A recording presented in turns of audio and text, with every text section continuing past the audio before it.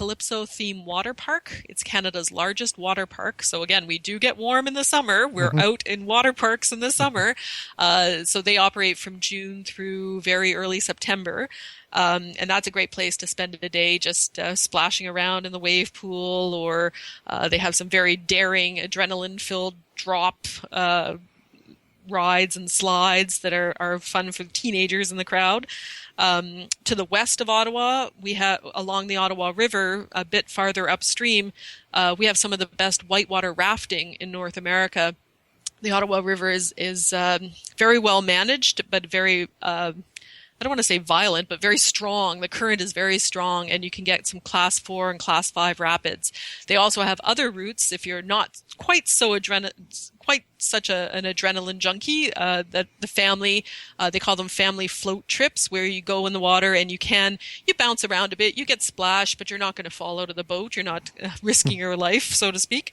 And there's even whitewater rafting within the city of Ottawa, within the city limits. Last year, an offshoot of one of the outfitters to the west of Ottawa, opened Ottawa City Rafting, where they offer, it's more Class 2 and 3 rapids. So again, you're going to get splashed but not fall out of the boat.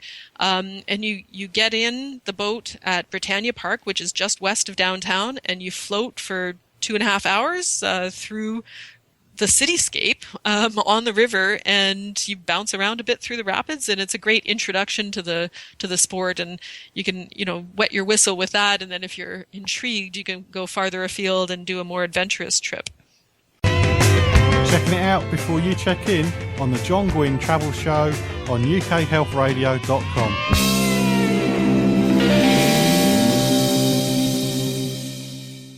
And there's still plenty to find out about the capital of Canada. If a family was coming to visit, what would be the ideal length of stay? And I was going to ask what would be the best time of year to go, but I suppose it depends on what you want to see and do. Exactly. And in terms of timing, I'd say summer is when we get the most visitors, I'd say, from the UK. And for the sheer variety of activities. I mean, all the museum exhibitions would be up and running. The outdoor activities would be running full steam. We actually have a changing of the guard ceremony on Parliament Hill that's modeled on the one at Buckingham Palace that started 50 years ago, but the soldiers are in their red tunics with the black bearskin hats. They march up to Parliament Hill every day at 10 a.m. and do the changing of the guard ceremony, and that runs from late June through late August. Frankly,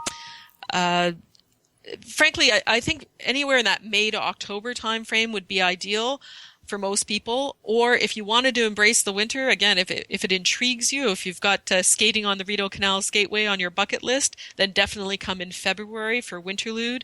I think that's a spectacular time to come as well.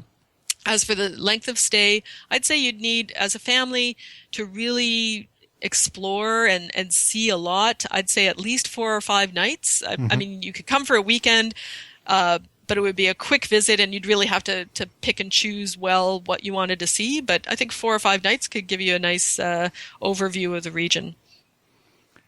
You keep mentioning the skating, but I'm about 115 kilograms. Would I be okay on that? Would it be able to take my weight? Oh, yeah. They don't open the skateway until it's at least a foot thick. Okay. So the ice is 12 inches thick or more. And again, this winter was cold enough that it was much more than the 12 inches. Thousands and thousands of people are out on the ice. Mm-hmm. So it's any one individual is not making or breaking the ice. I'm somebody who's broken a fair few chairs in his time, so the ice always makes me a bit nervous. You can keep up to date with travel news and leave me a message at facebook.com/John Guinn Travel Show. If you're lucky enough to have been to Ottawa already, please do share your experiences at facebook.com/John Guinn Travel Show. Share your pictures, share your tips for places to see, places to eat, and anything else you would like to share with the listeners. So it's facebook.com/John Guinn Travel Show for the pictures and the information from your recent trip to Ottawa. In this next section of my chat with Jantine from the Ottawa Tourism Department, we're finding out if the city is a romantic place to go, and then we find out if I can get Jantine to narrow down one must-do when you visit Ottawa. I think you could have a very romantic time in Ottawa. I picture dinner at the Cordon Bleu, for instance. Hmm. We have a company that does culinary walking tours of different neighborhoods in Ottawa, and they do occasional chocolate themed tours. So the tour goes from restaurant to boutique to restaurant to boutique, and you sample along the way. So I think a chocolate tour could be very romantic. Hmm. In the summer, you could pack a picnic lunch and rent a bike and explore a bit along the Rideau Canal or along the Ottawa River and stop for a nice picnic lunch. If you're here in the summer, on a Wednesday at noon, they offer free yoga classes on the lawn of Parliament Hill. This is one of the coolest things, I think, in Ottawa.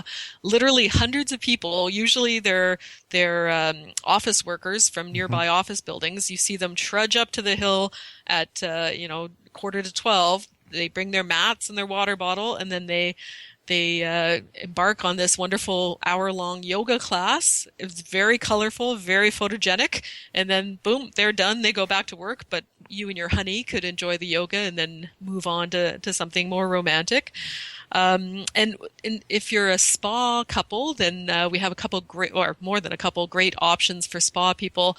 There's just north of Ottawa, about 10-minute drive north of Ottawa, in the small town of Chelsea, Quebec, because we are right on the border between the province of Ontario and the province of Quebec. Mm-hmm. In Chelsea, they have Canada's largest spa, or North America's largest spa, called Nordic Nature Spa. And Le Nordique is just an amazing spot in the Gatineau Hills with exposed rock and lots of trees and just a wonderful, relaxing vibe.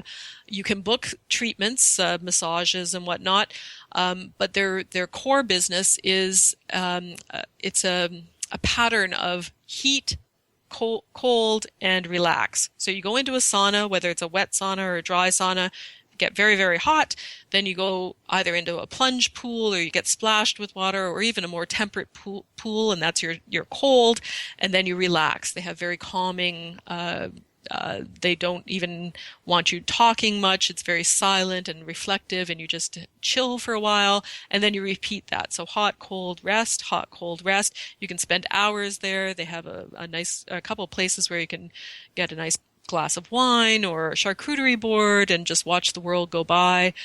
They also have a saltwater floating pool called Cala, which is one of only 2 in the world. It's similar to the Dead Sea, where you just, without even thinking, you're floating in this very cool subterranean place, and it's very relaxing. So I think that's also very romantic for your romantic getaway. More relaxed now, just hearing you describe all the different bits and pieces. I'm really looking for a spa that's going to make my hair grow back, but I haven't found one yet. But you never know. I keep looking. That's tricky. So everybody says it's not fair. Yeah. Regardless of how long somebody's got in the city, what's the one must-do activity to say that you've been to Ottawa? Well, I think the typical answer is Parliament Hill. And again, whether you take the free tour or not, as part of the tour at the end, you have the option to go up the Peace Tower, which is a 90-meter tower that has 360-degree views of the capital region. That is one of the best views in town. But even if you don't take the tour, you can stroll the grounds. You can see the Centennial Flame. There's monuments and statues throughout the grounds, and gorgeous views at the rear of the Parliament buildings, looking over the Ottawa River and Gatineau, Quebec on the other side of the river. To me, again, that's the quintessential Ottawa experience. But for me, going to the Byward Market neighborhood and shopping and dining and people watching and having a beaver tail, because that's where the permanent year-round beaver tail stand is, like that to me is a real taste of Ottawa, because the Byward Market is not just a neighborhood for visitors. It's one of Ottawa's oldest neighborhoods. It's a real vibrant place in the city. And then I still have to throw the Rideau Canal on there. So conveniently, the Rideau Canal is located between those 2 spots, so you can easily do Parliament Hill, explore the Rideau Canal, and then explore the Byward Market neighborhood one after the other. Okay. It's very convenient. Do you get T-shirts saying I've eaten beaver tail? Yeah. I've seen some, yes. And yes, we've heard all the jokes possible about beaver tails. I won't go into any right now. You can keep up to date with travel news and leave me a message at facebook.com/John Guinn Travel Show. With a country as vast as Canada, you probably want to do a multi-centre trip when you go over there. So I asked Jantine if it's easy to connect to the rest of Canada if you start off with Ottawa. Definitely. I mean, because we are the capital, we're the only city in Canada that connects directly to every major city in Canada and every province and territory. So something that's new, relatively new, is there's a company called Air North that's offering flights from Ottawa to Yellowknife and Whitehorse. So those are two cities in two of our northern territories. So for instance, if you wanted to do one of the Aurora Borealis tours, you can fly to Ottawa first, spend a few days in Ottawa, and then fly up to Yellowknife or Whitehorse for the more Arctic experience. We also have direct flights to Iqaluit, which is the capital of Nunavut, the third of our northern territories. And then again, we connect to every major city, so Toronto, Montreal, Vancouver, Calgary, Edmonton, Moncton even. We're connected to every city. When it comes to booking a trip there, is it easy to book direct with the hotels and the accommodation, or is it better to go for a travel agent or tour operator? That's the beauty of being in 2015. You're in control. You have options. So you can do it yourself. On our website, for instance, ottawatourism.ca, we have a booking engine that offers just hotel stays or packages that include accommodation as well as passes to museums or meals or other little goodies. And that's very simple to use, and the language is not a barrier. But travel agents and tour operators, we work closely with quite a number in the UK, including Canadian Affair.